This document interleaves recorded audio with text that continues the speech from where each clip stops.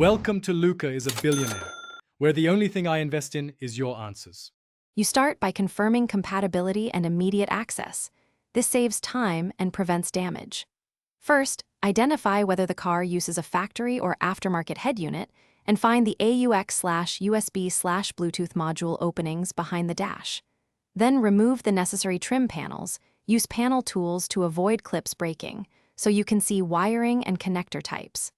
Once panels are loose, map the power, ground, and signal wires visually and with a multimeter. This tells you which adapter or harness you need next. Now you make the concrete connections.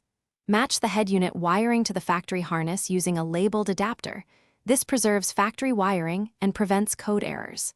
Strip about 1/4 inch, then crimp or solder signal and power joints. Once done, insulate each connection with heat shrink tubing or good quality tape to prevent corrosion. Route the audio and power cables away from airbags and moving parts, and secure them with zip ties so they won't vibrate. Once routed, reconnect the battery briefly to test signal and power before reassembly. You finish by testing everything before sealing the dash. Power the system and verify that the unit powers up, the ground is solid, speakers produce clear audio, and any AUX/USB/Bluetooth sources connect properly.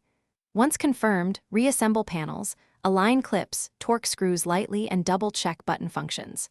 If you encounter noise, intermittent audio, or no sound, make one targeted check. Confirm ground continuity. Look for bent or loose pins in the harness, and verify the adapter supports your steering wheel controls or CAN bus. That single check often.